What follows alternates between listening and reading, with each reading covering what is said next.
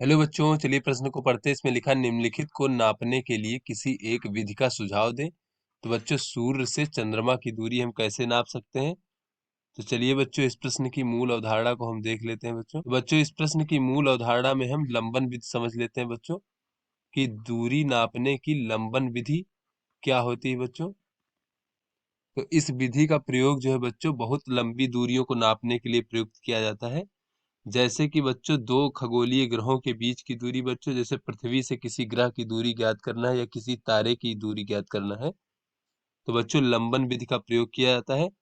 तो इसके लिए बच्चों मान लीजिए ये हमारा सूर्य है। इस प्रकार से बच्चों, ये हमारा सूर्य है बच्चों, और ये हमारी पृथ्वी की सतह है बच्चों। यहाँ पर इस प्रकार से, यहाँ से बच्चों हम सूर्य की दूरी नापना चाहते हैं। तो यहाँ पर बच्चों, पृथ्वी पर उपस्थित दो अलग अलग वेधशालाओं से बच्चों एक साथ हम सूर्य की ओर जो है बच्चों, इस प्रकार से सूर्य को देखेंगे बच्चों। तो यहाँ पर मान लीजिए एक वेधशाला ए है और दूसरी वेधशाला बच्चों बी है, और दोनों के बीच की दूरी जो है बच्चों, वो स्मॉल डी मान लेते हैं इस प्रकार से।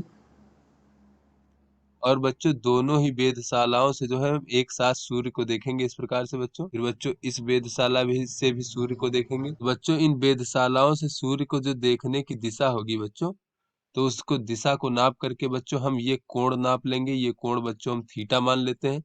अब चूंकि बच्चों सूर्य जो है पृथ्वी से बहुत दूर है, तो बच्चों ये जो डी है बच्चों, स्मॉल डी, इसका मान जो है बच्चों, ये सूर्य और पृथ्वी के बीच की दूरी जो ये कैपिटल डी है बच्चों, इससे बहुत कम होगा बच्चों। तो ऐसे में हम ये मान सकते हैं कि ये डी क्या है बच्चों, एक जो बच्चों वृत्त है। इस प्रकार से मान लीजिए कोई वृत्त है इस प्रकार से, जिसकी त्रिज्या कैपिटल डी है बच्चों और उसका केंद्र सूर्य है।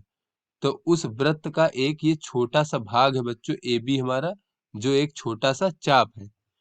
तो बच्चों, यहाँ से अगर हमें पता है बच्चों, कोण बराबर होता है चाप बटे त्रिज्या।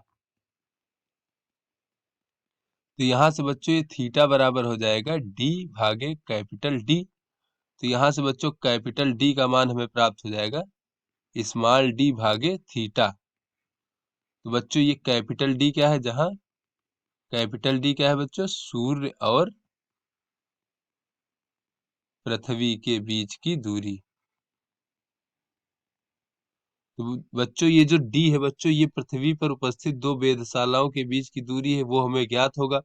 और बच्चों, ये जिस दिशा में बच्चों देखेंगे, तो दिशा में जो परिवर्तन होगा उससे हम थीटा कोण ज्ञात कर सकते हैं बच्चों। तो डी और थीटा के मान से बच्चों हम कैपिटल डी का मान ज्ञात कर सकते हैं, जो सूर्य और पृथ्वी की दूरी होती है। तो इस प्रकार से बच्चों, हम किसी भी ग्रह के बच्चों या फिर तारा या उपग्रह की दूरी जो है पृथ्वी से ज्ञात करते हैं। इसे हम लंबन विधि कहते हैं। तो चलिए बच्चों, अपने प्रश्न को हल करते हैं बच्चों। तो बच्चों, यहाँ पर कहा जा रहा है कि किसी एक विधि का सुझाव दें कि सूर्य से चंद्रमा की दूरी कैसे नाप सकते हैं बच्चों। तो यहाँ पर हम देख लेते हैं बच्चों, सूर्य और चंद्रमा के बीच की दूरी। बच्चों, पृथ्वी से हम जो है सूर्य की दूरी और पृथ्वी से चंद्रमा की दूरी हम ज्ञात करेंगे बच्चों।